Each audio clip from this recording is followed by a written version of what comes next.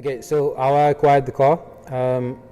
In 2016, I owned a 350Z, which I purchased from a gentleman in Camps Bay. Got it for a really good deal.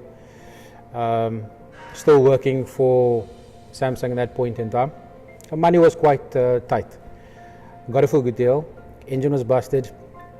And at that point, the VQ35s was going for exorbitant amounts, like 35,000. It's something I didn't have at the point in time. Then I did some investigation with the VQ30 DT. Yeah, managed to fit that motor in there, and I enjoyed the car for about 8 months. And in that period, I started my own business. It was from ground up. A gentleman by the name of Ease from Skylo had approached me and said, "Listen here, Boot, I'm ordering a vehicle from Japan. I know you're always interested in a 33. Are you willing to purchase it for X amount?" It was a good deal at that point in time. And then what had happened was, obviously the hustle is real at that point in time because you want this car. I spoke to one of my buddies and he was interested in purchasing the 350Z from me, used that money as a deposit, and I think Faiz was very accommodating in that area.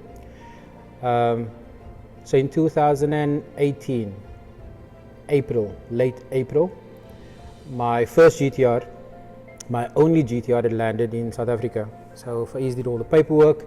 It came in like I think it was oyster grey, can't get the color on point, but somewhere in that area. Loved the car, had it for 4 months, blew the motor. Oil rings had gone. Pulled it out, had everything done over. Obviously money is tight again, so it was a timing and financial restraint at some point. Fitted CP pistons, BC rods, and it just escalated from there. I didn't like the color. And that was a year and a half later. I went to Titan Customs. Everybody's smiling. Had the car done there. I'm a very meticulous individual, and I do believe when you go to a service provider, and I know we're deviating from your question, when you go to a service provider, I believe that when you're paying X amount, you're getting X amount out. Right, we're gonna just end it there. Then in one of the groups, we got to this car. Let's just backtrack on the 350Z. So I sold it to a buddy of mine, very close friend of mine. Then I decided I was going to sell the R33 when I bought this vehicle. So I owned the 33 and the 34 at the same time, and for me it was unnecessary.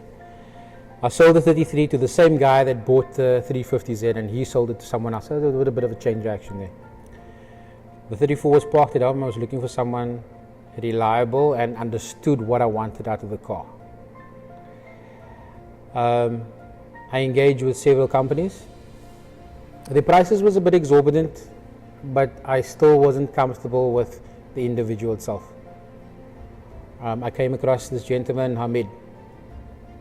Came to visit me in Muizenberg, and he gave me a price, and I just did him like, yo, it's a lot of money, eh? Like, where am I gonna get this money from? Anyway,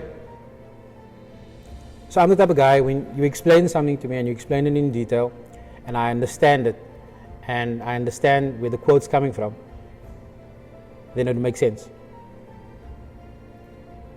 In November last year, the car ended up in his workshop in Lansdowne. Yeah. Prep was done, guidance was given, explanation on the color, and why I shouldn't go the other route versus the route that he's going. Understood. And then COVID hit. Frustration, crying times. The little hair that I have on my head right now explains a lot.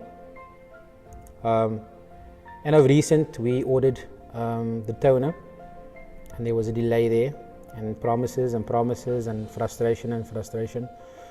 But communication was always kept with exquisite detailing, and that's where we ended up right now.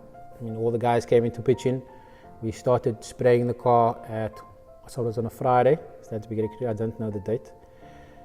Do you know the date? Can you remember the date? No, you got it. Anyway, we started at 9, I think. We started spraying the undercoat by just after 1, after 2, or between 1, 1:30. By that time, there was a lot of obstacles, may I call it, in the way. Frustration again. And by 7 o'clock, 8 o'clock that evening, color went on. I was happy. I was ecstatic. Plans for the car. As I mentioned previously, that I'm very meticulous on who works on the vehicle. And I've been with companies prior to this, and the service that you get is not really the service, or the service that I want is not the service that I'm getting out of the providers. So I engage with a couple of close friends and their friends and so forth and so forth. So the build's basically going to have a lot of personal and passionate touch to it, and a lot of experience and guidance and explanations and so forth and so forth. This current build is a RB26 head with the RB30 sub-assembly. It consists of RB25 pistons and standard rods. So we call this a budget build. This build is only because if we break anything, we don't feel it that much versus your 200 or 300k that you would potentially spend on the vehicle. It's got a OS Geiken clutch, OS Geiken. It's going to have a custom exhaust, custom manifold done by a gentleman that I've recently met. It's going to go with a dual ball bearing twin scrolled GT35 turbo. Everything on the vehicle is going to be GTR related. It's going to have the MFD display, it's going to go max ECU. I'm going to have a guy come in that's going to be very meticulous on its wiring. The wheels is in the bay. Hamid did the spraying on that, so it's a bronze works wheel. Seats stays GTT. The arches is GTR. The entire front of this vehicle is OEM GTR front. The fenders, bonnet, bumper, everything.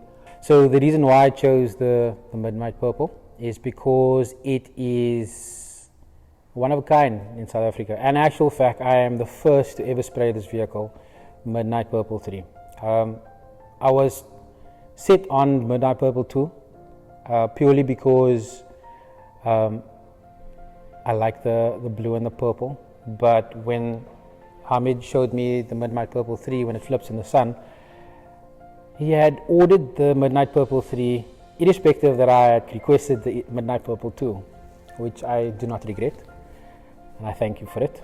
The reason why I went midnight is because my R33, irrespective that it was silver, there was no other Millennium Jade 33 in South Africa. So I like to stand out. I like to be different. I strive to be different. I strive to do anything out of bounds. It just makes us different. And I've got the passion for vehicles. So basically tonight we're waiting on Edwin to pull the head off. I made a mistake by not adding the restrictor in the block. As you know, RDBs have a issue with running bearings due to oil, the restriction and so forth. And Carl over there is busy with a oversized oil pump and the lengthening of the oil pickup. I think once I'm done to a point where I've completed the project, maybe enjoy it a bit, race it a bit, and then the intention is maybe by next year. So I've got another RB30 engine with a 26 head, RB30 sub-assembly, but fully forged.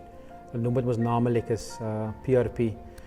I've had some ridiculous offers for the car, but no, it's not for sale. No.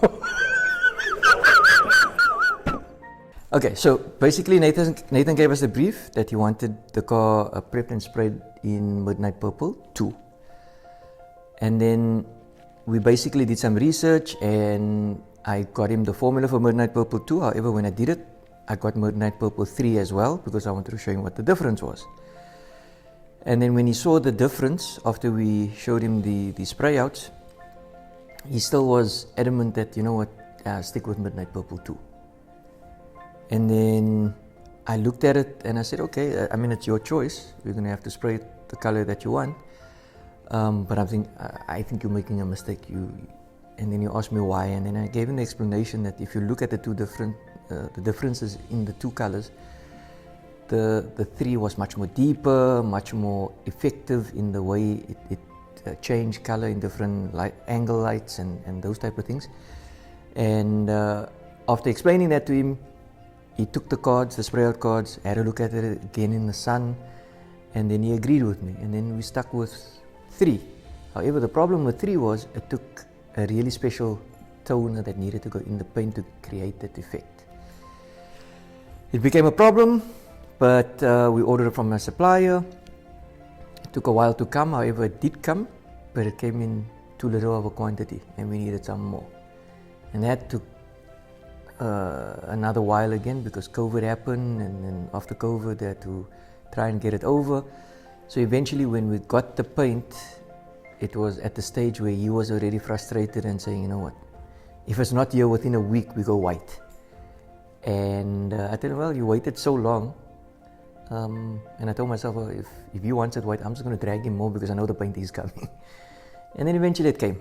And then when it came, he was impressed and he was happy, and that's the aim of it. We want to keep our clients happy and give them what they really want, although sometimes they think they know what they want and then we have to convince them. Okay, so the application process, I mean, this was the first time we ever did it ourselves, so we did quite a bit of research on how to paint it.